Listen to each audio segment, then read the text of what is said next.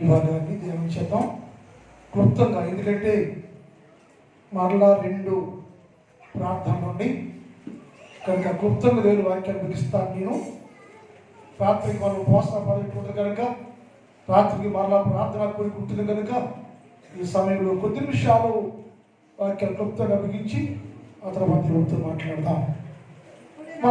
మనం ఈ నెల దినాలు ఒక అంశాన్ని ధ్యానం చేస్తున్నాం. దాన్ని ఈరోజు ముగిస్తున్నాను నేను. అందులో సారాంశాన్ని గుర్తు చేసి మిగిలిన భాగాన్ని తెలియజేసుకుని ముగించుకుందాం. వధువు సంఘాన్ని యేసు ప్రభుల వారు వర్ణిస్తున్న విధానం మనం ధ్యానం చేస్తున్నాం. ఈ రాక దినాల్లో యేసు ప్రభుల వారు సంఘం పట్ల తనకున్న శ్రద్ధ బాధ్యతను తెలియపరుస్తూ, నా సంఘము పరిశుద్ధ సంఘము అనబడి వధువు సంఘాన్ని ఎలా ఉండాలో చూస్తే అది శ్రేష్టముగా ఉందని దేవుడు తెలియపరుస్తూ ఏమని సంబోధించంటే వధువు సంఘాన్ని నా ప్రియురాలు అని సంబోధించండి. నాది, నా ప్రియురాలు ఎవరంటే ఎత్తబడే సంఘం, వధువు సంఘం, దేవునిది, దేవునికి ఇష్టమైంది, దేవుని ప్రియమైంది, నా ప్రియురాలు అని వర్ణించాడు. ఎందుకు ఆయనకు అంత ప్రియముగా ఉందయ్యో వధువు సంఘం అంటే?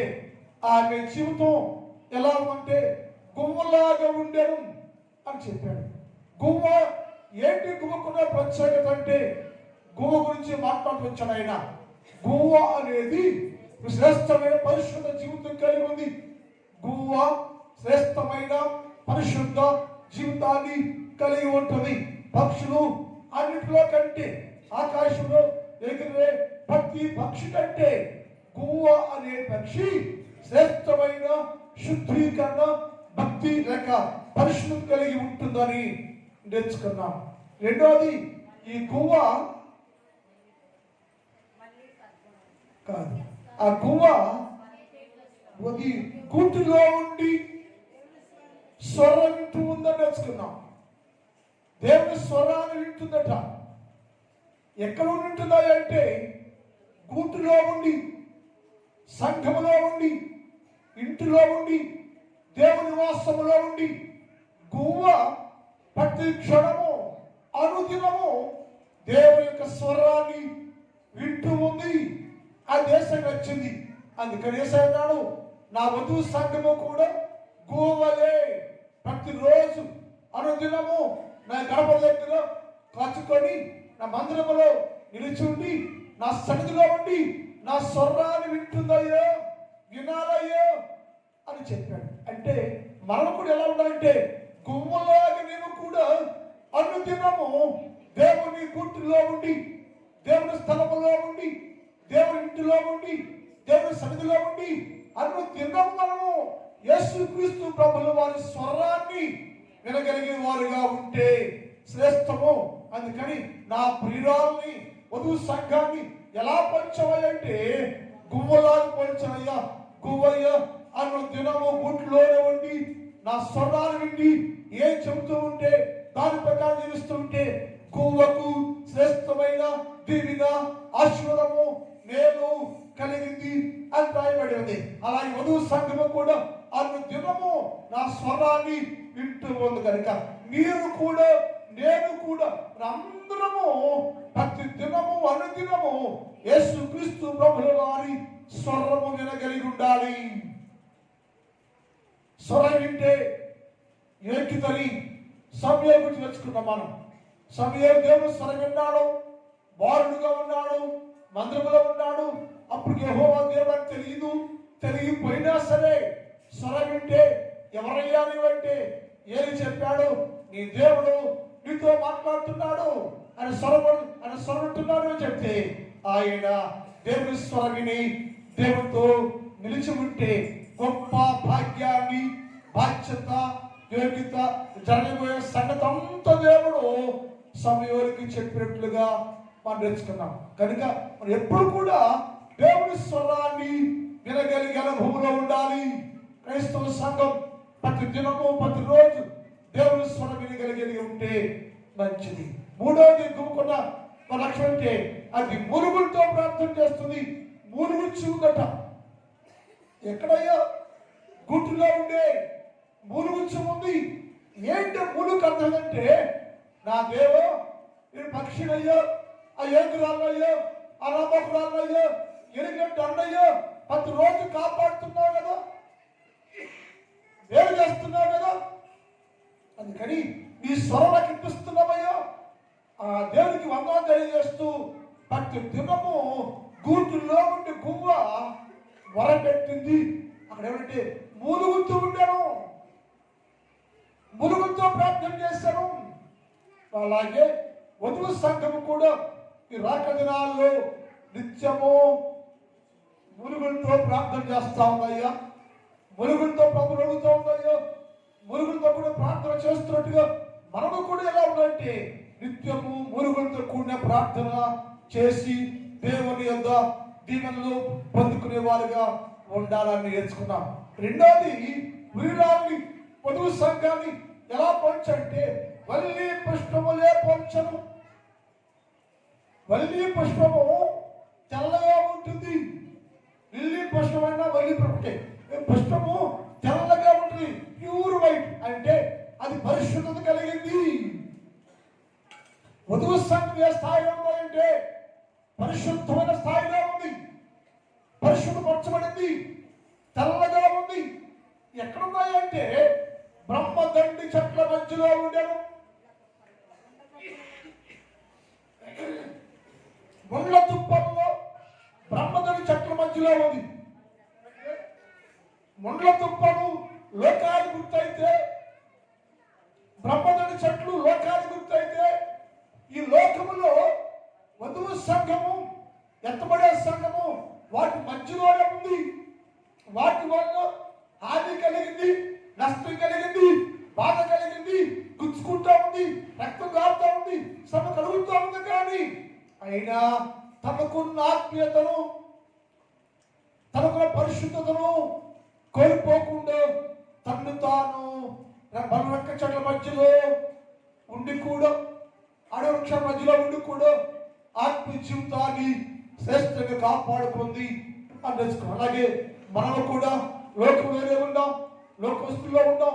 ఆత్మీయ జీవితంలో పడిపోకుండా, జారిపోకుండా, వాడిపోకుండా వికసించేవారుగా ఉండటానికి నిత్యం మనము లోకంలోనే ఉంటూ, లోకంతోనే ఉంటూ, బలు రక్కల చెట్ల మధ్యలో ఉంటూ, బ్రహ్మదండి చెట్ల మధ్యలో ఉంటూ ఆత్మీయ జీవితాన్ని కాపాడుకుంటూ ఉంటేనే యేసయ్య రాజ్యానికి హక్కు కలిగిన వారుగా ఉంటామని. ఎందుకంటే ఆయన చెప్పాడు, లోకంలోనే ఉంది, లోకంలోనే ఉంది, శ్రమల మధ్యలో ఉంది, అనేక శ్రమలు, బాధలు, వేదనలు అనుభవిస్తూనే ఉంది.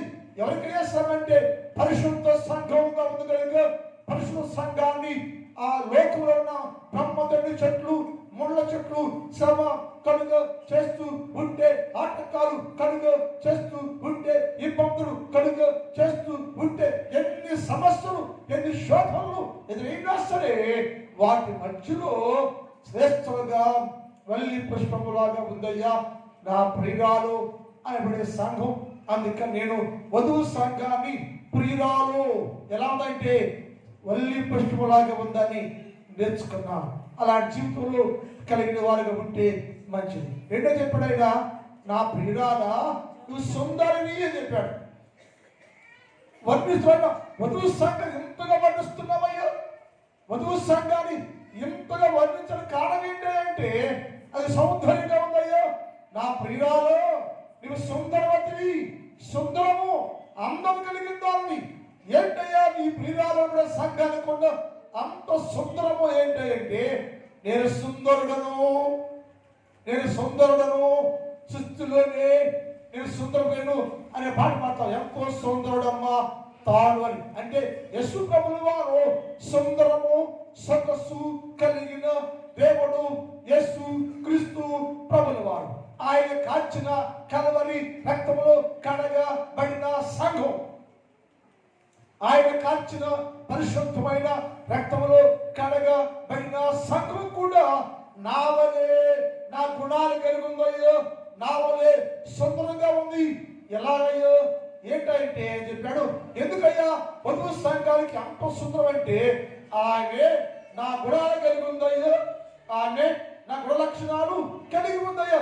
ఏంటి యేసుక్రీస్తు ప్రభు గుణ లక్షణాలు అంటే యేసయ్యలో ప్రేమ ఉంది, యేసయ్యలో ప్రేమ తత్వం ఉందయ్యా.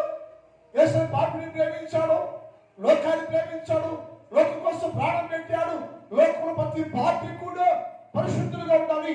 పాపి అని త్రోసివేయక, దుర్మార్గుడు అని త్రోసివేయక ప్రతి పాపిని క్షమిస్తూ సర్వలోక మానవాళి ప్రతి పాపాన్ని పరిహారం చేయడానికి ఆయన ప్రేమను వెల్లడపరచడం.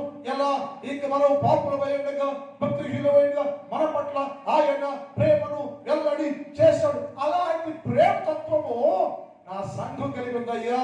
వధువు సంఘంలో ఉన్న గుణ లక్షణం అంటే నా గుణ లక్షణాలు కలిగి ఉంది, నా స్వభావాన్ని కలిగి ఉంది కాబట్టి నా దృష్టిలోని చాలా బ్యూటిఫుల్ గా ఉండను, సౌందర్యంగా ఉండను, సమస్య కలిగి ఉండను అని చెప్పంటే క్రైస్తవ సంఘము యేసుక్రీస్తు ప్రభుల వారి గుణ లక్షణాలు కలిగి ఉండాలి.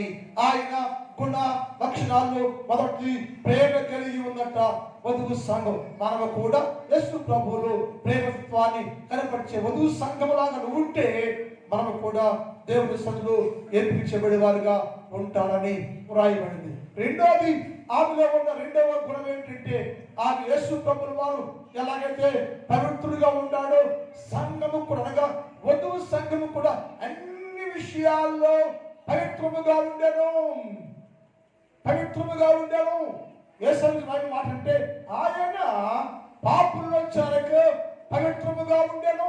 యేసు ప్రభువు పవిత్రుడు, ఆయన రక్తం కడగబడిన సంఘం అనబడే వధువు సంఘము కూడా నా వలే నా గుణాన్ని కలిగి ఉండి పవిత్రంగా ఉండెను. అంటే మనమందరూ ఎలా ఉండాలంటే పవిత్రులుగా ఉండాలి. మనకంటే ముందుగా వధువు సంఘం ఎలా ఉందంటే పవిత్రముగా ఉండరు.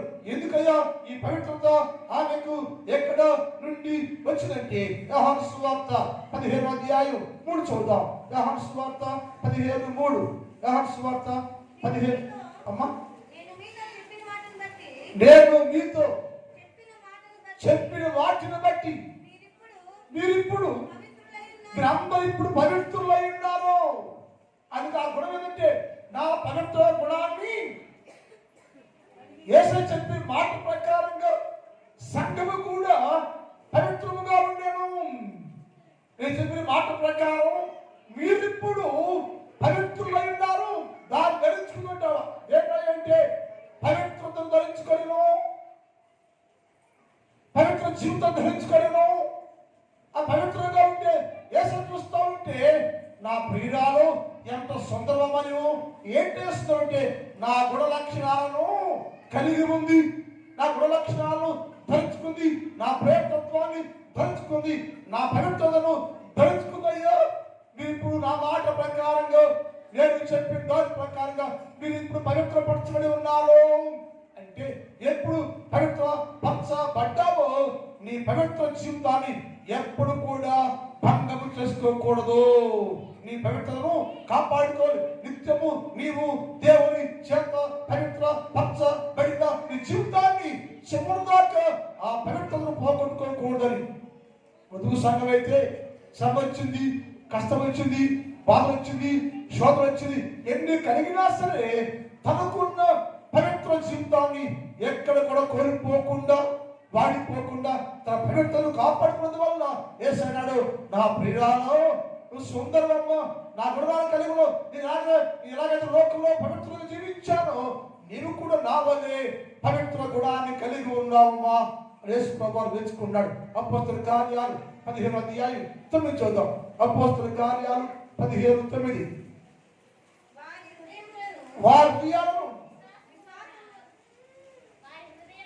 వారి హృదయములను విశ్వాసం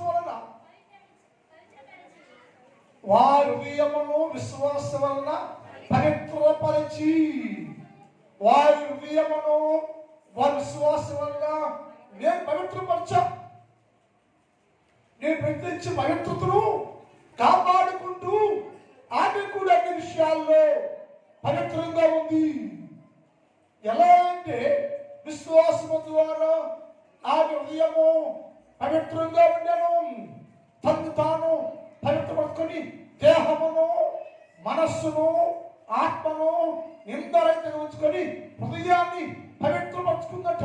విశ్వాసం ద్వారా ప్రతి క్రైస్తవ బిడ్డలు ఎలా ఉండాలంటే యేసు ప్రభువులో విశ్వాసం ఇచ్చి యేసు క్రీస్తు ప్రభు దగ్గర నేర్చుకుంటున్న విధానం బట్టి మన జీవితాలను కూడా పవిత్రపరచుకోవాలి, పవిత్రంగా ఉండాలి.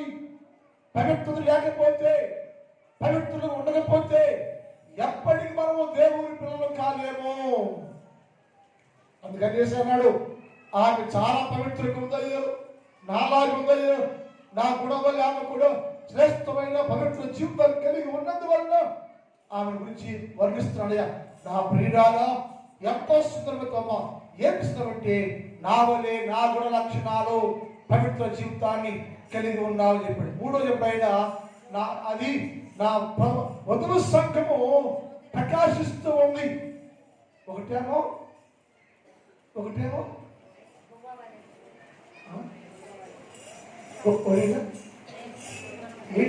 ప్రేమ కలిగి ఉంది, రెండేమో పవిత్రంగా ఉంది, మూడోదేమో ప్రకాశిస్తూ ఉంది. ఎక్కడ? లోకములో, అరణ్యంలో కాదు, లోకంలోనే ఉంది, ప్రజల మధ్యలో ఉంది, సమాజంలోనే ఉంది, సంఘంలోనే ఉంది. కానీ ఆ నిత్యం ప్రకాశిస్తూ ఉండదు. ఎడు తిరిగిన నాలుగు దిశలుగా ఏ తీసుకెళ్ళినా సరే ఆమెలో ఏం కనపడంటే ప్రకాశించే జీవితం. ఆ ప్రకాశిస్తూ ఉంటే అనేక ఆకర్షించబడుతూ ఉంటాం. ఆ ప్రకాశిస్తూ ఉంటే వధువు సంఘము యేసు ప్రభువులాగా ప్రకాశిస్తూ ఉంటే యేసు ప్రభుకి ఆశ్చర్యం వేసింది. నా సంఘము కదా ఇంత ప్రకాశ జీవితం ఎక్కడ తిరిగి, వధువు సంఘము ఇంత ప్రకాశించడానికి కారణం ఏంటంటే నా రక్తంలో కడగబడింది, ధరించుకుంది, క్రీస్తు యేసు ప్రభువుని ధరించుకుంది, దాన్ని కలిగి ఉంది. కాబట్టి నా గుణమే ఆయన ఉన్నది వల్ల, నేను ఆమెలో ఉన్నది వల్ల యేసు క్రీస్తు ప్రభువుని సంపూర్ణంగా ఆమె ధరించుకున్న కారణం చేత ఆమె లోకంలో ప్రకాశిస్తూ ఉండేను. మన జీవితాల మనము కూడా నిత్య ప్రకాశించే వారిగా ఉండాలి, లోకంలోనే ఉండాలి, లోకంతోనే ఉండాలి, ప్రకాశించే జీవితం కలిగి ఉండాలి, ప్రకాశించాలి. యేసు ప్రభు వారు ఎలాగైతే లోకంలో ప్రకాశిస్తూ ఉన్నారో మనము కూడా క్రీస్తు యేసు రక్తంలో కడగబడిన బంధువులు కాబట్టి మనము కూడా అన్ని విషయాల్లో ప్రకాశించే వారుగా ఉండాలని లేఖనాలు అది ఉదాహరణగా చూద్దాం. అంత తెలిసిన మాట నిర్గమకాండం 33:29, 30. నిర్గమకాండం 33:29, 30. నిర్గమకాండం 33 చివరి చదువు 35 చదువు. తర్వాత ఆ వెనుక భాగమున చూచదు. ఎందుకని? నేను ప్రకాశించిన దేవుడేమో నా ముఖం చూడలేవు. అందుకని నువ్వేం చేయాలంటే నా వెనుకను చూస్తావు కాబట్టి దాటిపోయిన తర్వాత నీ ముఖమును కూడా ప్రకాశించే చేస్తానని మోషేతో మాట్లాడాడు. మనం కూడా ప్రకాశించేవారుగా ఉంటే శ్రేష్టం. అందుకని నా ప్రియురాల సుందరవతి ఏమిస్తున్నావతి అంటే నీవు ప్రకాశిస్తున్నావు, పవిత్రంగా ఉన్నావు, ప్రేమ కలిగి ఉన్నావు, నా గుణ లక్షణాన్ని కలిగి ఉన్నావు కనుక నేను నిన్ను వర్ణిస్తున్నాను, ఎంతో సుందరంగా ఉన్నావు అని చెప్పాడు. తర్వాత చెప్పిన నా ప్రియురాల సుందరవతి లెమ్ము అన్నాడు. ఎక్కడికి రావాలండి? ఎందుకు రావాలంటే అన్నాడు, చలికాలం గడిచిపోయింది, వర్షం ఇక రాదు. రెండు పోయి ఇక్కడ ఇప్పుడు చలికాలం గడిచిపోయింది, వర్షం ఇక రాదు. ఈ చలికాలము వర్షాకాలం బైబిల్ ప్రకారంగా దేని గుర్తు అంటే శ్రమలకు గుర్తు, శోధనకి గుర్తు, వ్యాధులకు గుర్తు అన్నాడు. చలికాలం గడిచిపోయింది. ఇప్పుడు ఏ కాలం మనం చలికాలం అయితే రాత్రులు ఒక స్వెట్టరు మనకు పుట్టి మనకు కండ ముసుకేసుకుని తెల్లకండ వచ్చాడు అందరూ చూసేది. ఒక స్వెట్టరు నాకేమో చూడబోతా ఉండేది తెల్లారు. మీరు ఎట్లంటే ఓ స్వెటరు, ఎందుకని చలికాలం అది. చలికాలం ఫ్రీగా ఉండలేము మనం, స్వేచ్ఛగా ఉండలేము మనం. ఈ చలి వల్ల ఇబ్బంది పెద్దోళ్ళైతే బాగా వేసుకుని చలి తెచ్చిపోయిన కూడా చాలా మంది కూడా. అంటే వేసాడు చలి సభ గుర్తు, చలికాల సభల గుర్తు. ఈ చలి ఏమన్నాడు? నీ పెట్టిన చలి వలన ఏమంటాడు? నీవు పెట్టిన చలి వలన వెనుకలు కొలికి వేస్తుంది అయ్యో. అంటే సభ కలిగి ఉండాలి నేను. ఈ చలి అనే సభను ఆవరించున్నాను. చలి అనే సభలో నలిగిపోతున్నాను నేను. ఈ సభను కొలుగులో కాలిపోతాను. ఆ చలి అయ్యో చలిగా ఉంది. ఈ చలి వల్ల నేను స్వేచ్ఛగా స్వాతంత్ర్యంగా సంతోషంగా ఉండలేకపోతున్నాను. ఎందుకంటే చలి సమకృతయ్యా వేసాడు. ఇప్పుడు దాకా వధువు సంఘము చలి అనే సమకాలంలో, చలి అనేబడే సమకాలంలో, వర్షాకాలంలో బయటికి రాలేక బందీగా ఎలా ఉన్నామో సమకాలము పోయింది, చలికాలం పోయింది, వర్షాకాలం పోయింది. వర్షములు రాదు అంటే నీకున్న సమకాలము సమాప్తం చేయబడింది. 2025వ సంవత్సరంలో నువ్వు సమకాలం ఉండావు. 2025వ సంవత్సరం డిసెంబరు ఆఖరి వారం వరకు నువ్వు చలికాలంలో ఉండావు, సమకాలం ఉండావు. శ్రమలు, శోధములు, బాధలు, కష్టాలు ఎన్నో అనుభవించావు. ఇప్పుడు వాటిని అధిగమించి వాటిని జయించి నువ్వేం చేయంటే ఆ కాలం పోయింది. అంటే పాత సంవత్సరం అయిపోతుంది, కొత్త సంవత్సరం రాబోతుంది, వసంతకాలం రాబోతుంది. కొత్త సంవత్సరం, కొత్త దీవెన, కొత్త ఆశీర్వాదం, నీకు కొంత ఆచార్యను అంటే వసంతకాలం రాబోతుంది. వసంతకాలంలో ప్రవేశించి నీవు లే, సభలో నుంచి లే, చలిలో నుంచి లే, శోధంలో నుంచి లే, ఆ స్థితి నుంచి లేకును. ఇప్పుడు దాకా లోకంలో భక్తిగా ఉండావు, పరిశుద్ధంగా ఉండావు, పవిత్రంగా ఉండావు, ప్రకాశిస్తున్నా. కానీ ఇక నుంచి నీకు ఆ సభ, శోధన, వేదన కాలము సమాప్తి చేయబడింది. 2025వ సంవత్సరం ఇలాంటి సభను అనుభవిస్తూ ఉంటే, శోధన కాలంగా ఉంటే, శ్రమ కాలంలో ఉంటే, చలి కాలంలో ఉంటే, చలి వలన ఈ శరీరం కుంగిపోతే, కృషించిపోతే, శ్రమ అనే చలి అనే శ్రమ ద్వారా నీ జీవితము నశించిపోతూ ఉంటే, ఇప్పుడు నా దేవుడు అన్నాడు ఈ శ్రమ కాలము తీరిపోయింది, చలికాలం పోయింది, వర్షాకాలం పోయింది. నీ కోసం ఒక వసంతకాలం వచ్చేస్తుంది. వసంత కాలంలో భావన సలబడుతుంది. దేశంలో పిట్టలు కోలాహలంగా ఉన్నారయ్యో, దేశ పిట్టలు కోలాహలంగా కోత వేస్తా ఉంది. అంటే ఏమైందంటే శ్రమకాలము తొలగించేసాను. 2025 శ్రమకాలము తీసివేస్తున్నా, వ్యాధుల కాలాన్ని తీసివేస్తున్నా, బాధల కాలాన్ని తొలగించేస్తున్నా. చలి అనే శ్రమ కలిగి ఇన్ని సంవత్సరంతో వేదంతో, బాధలతో, శ్రమతో కృంగి కృషించి పోతే నయేసన్నాడు ఇక్కడ నుంచి నా ప్రియురాలా సోదరవతి లేమో.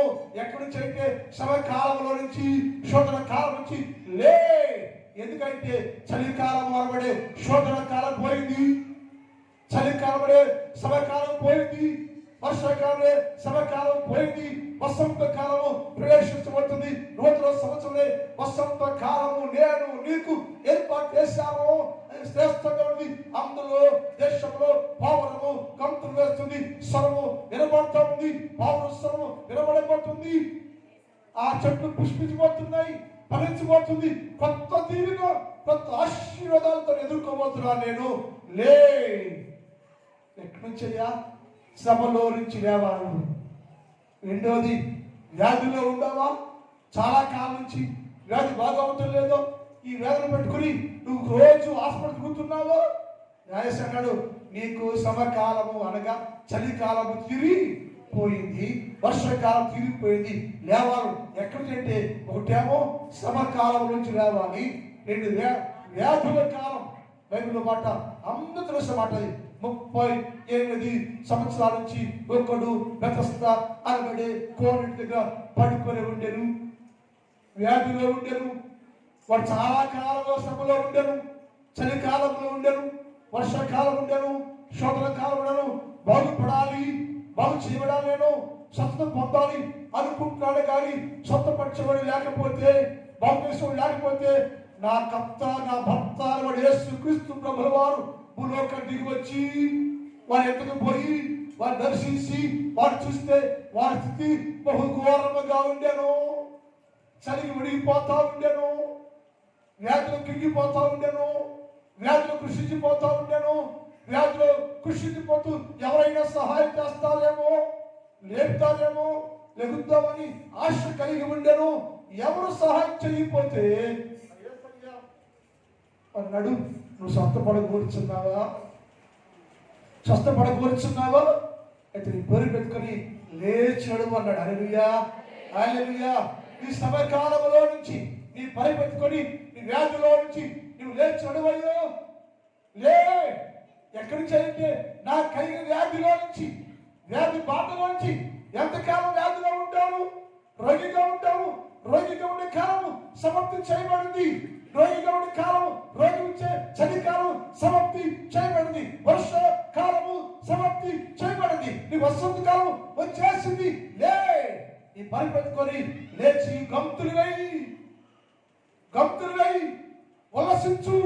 దేశంలో సంతోషం, దేశం ఆనందం అవుతుంది. అది ఇంకోటి ఏర్పాటు చేశాను. లేని రోగిగా ఉన్న వాడు చెప్పాడు, ఈ పని పెట్టుకొని ఏ చదవ ఏంటి, వాడు గంతులు వేస్తుండెను. ఏమైందయ్యా? రోగం పోయింది. అంటే చలికాలం పోయింది, సమకాలం పోయింది, దిగులు పోయింది, చింత పోయింది. వారికి ఆనందం వచ్చేసింది. వాడు పని పెట్టుకొని దిక్కున లేచి నడవ సాగాను. అది వసంత కాలము వారికి వచ్చింది. వసంత కాలం పాత సంవత్సరం పోయింది, పాత జీవితం పోయింది. కొత్త వసంతం, కొత్త ఆశీర్వాదము మన కోసం ఏర్పాటు చేయబడింది. ఏం చెప్తే లేవాలి. నా ప్రియురాల సుందరవతి, లేము, శ్రమలో నుంచి లే, వ్యాధిలో నుంచి లే. ఒక మాట కూడా మార్కు సువార్త 10వ అధ్యాయం 43 చూద్దాం. మార్కు సువార్త 10:49 అయిపోయింది.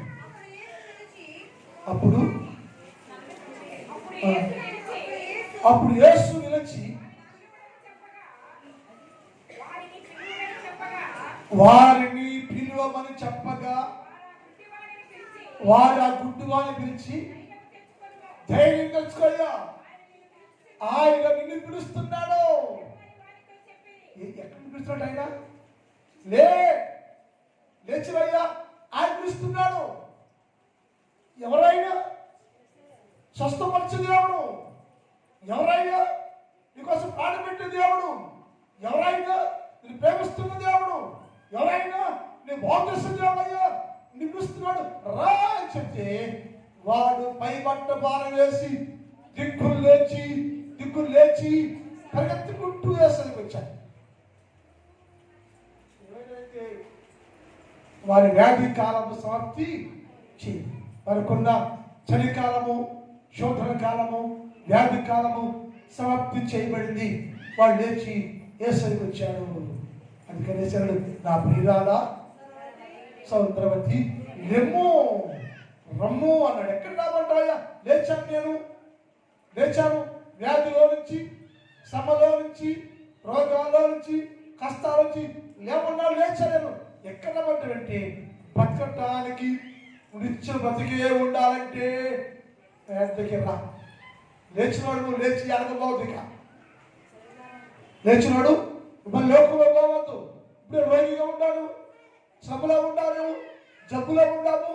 అందులోంచి ఆ సమకాలం ముగించేసి నిన్ను లేపాను. లేచి కూడా అడగాలంటే యేసు క్రీస్తు ప్రభు దగ్గరికి రావాలి. యెషయా గ్రంథం 55వ అధ్యాయం 3 చదువుతాం. యెషయా గ్రంథం 55:3 తొందరగా. చెవికి నా యొక్క చెవి, నేను చెప్పే మాట విని నా ప్రియురాల సుందరవతి, లెమ్ము, రమ్ము, చెవికి నేను పిలుస్తున్నాను, చెవికి లేదు రండి. మీరు విన్నట్లయితే మీరు బతుకుతురు, నేను నీతో నిత్య నిబంధన చేస్తా. లేచిగా లే, చెవికి నేతకు వస్తే నీతో నేను నిత్య నిబంధన, కొత్త నిబంధన, కొత్త వర్ధనం, కొత్త జీవం, కొత్త దీవెన ఇవ్వటానికి నీతో నిత్య నిబంధన చేస్తున్నాను. నేను చూపిన శాశ్వత కృపను నేను నీకు అనుగ్రహించదను. హల్లెలూయా, హల్లెలూయా. అందుకోసం ఏం చేయంటే దేవుని ఎందుకు లేచి రమ్మోయా, రా నలుగురా, వస్తే దేవుడితో సమాధానం, ఐక్యత, దేవుడికి ఆశీర్వాదము.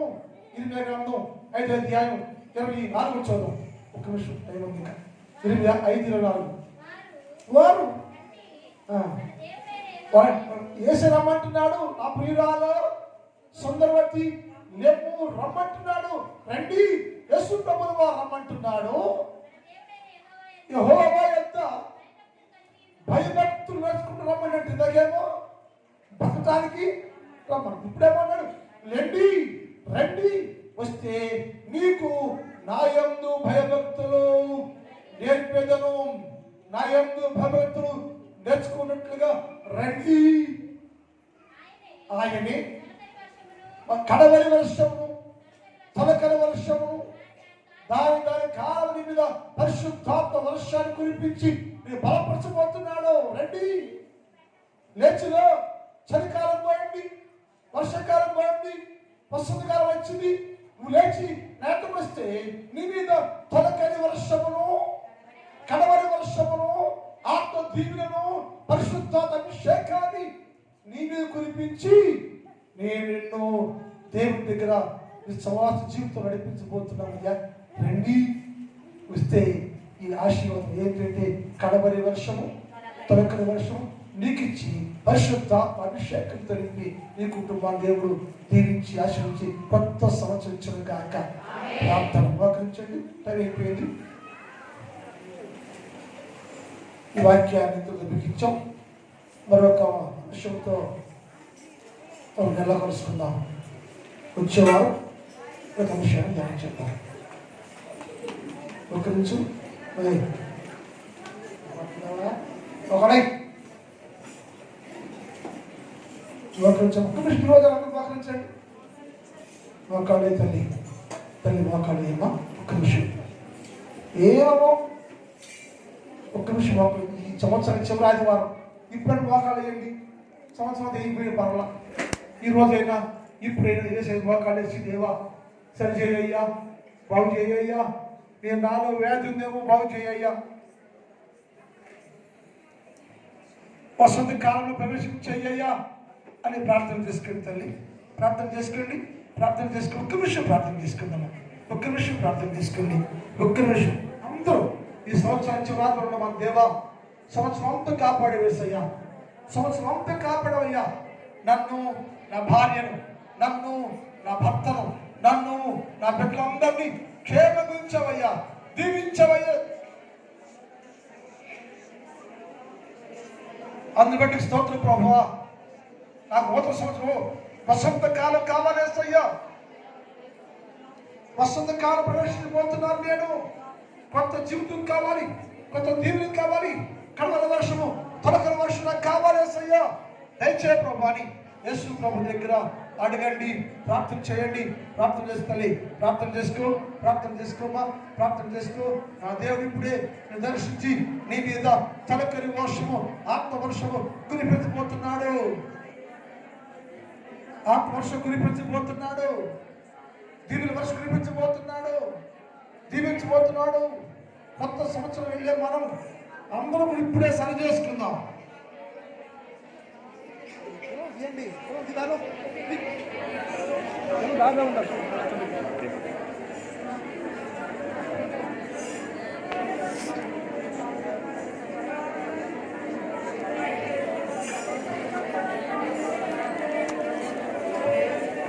మా తండ్రి నీ పాదములకు వందనాలు. పరిశుద్ధుడమైన దేవ మీకే స్తుతి స్తోత్రాలు. గడిచిన దినములలో నీ అపారమైన ప్రేమలు కాపాడారు. ఉదయకాలం నీ సన్నిధిలో చేరి ప్రార్థన చేస్తున్నావయ్యా. ఎంతవరకు ఇలాంటి మాతో మాట్లాడారు తండ్రి. ఈ మాటలు మా జీవితాలకు అన్వయించుకొని ప్రతి బిడ్డ ప్రభువా నీలో పరిశుద్ధంగా ఉంటూ సహాయం చేయండి. ఉదయకాలంలో ఈ స్థలంలో గోచరించిన ప్రతి బిడ్డను దీవించండి, ఆశీర్వదించండి. నా సంఘాన్ని దీవించండి. నా సంఘం తట్టులో కొత్త సంవత్సరానికి సిద్ధపరచయ్యా. కొత్త సంవత్సర ఆరాధనలోకి, కొత్త పండుగలకు మేము జనవరి 1 తారీఖు మంచి పండుగ చేసుకున్నప్పుడు ఆ కొత్త సంవత్సరం ఆరాధనలోకి అందరినీ కొత్త పాత్రగా నింపడిపోబడి స్తోత్రాలు తండ్రి. తెలుగు ఉపవాస ప్రార్థన కొడుకుల్లో మాతో ఉండండి. క్రమంగా మర్యాదగా నీ బహిర్గతాన్ని జరిగించండి. సగం అంత ఉపవాస ప్రార్థన కొడుకుల్లో పాల్గొని తనను శుద్ధిపరచుకొని పవిత్రపరచుకొని కొత్త సంవత్సరం దాటానికి సహాయం చేయండి అయ్యా. దీవించమని యేసు వారి పరిశుద్ధ నామములో ప్రార్థిస్తున్నాను తండ్రి. ఆమేన్. కూర్చోండి.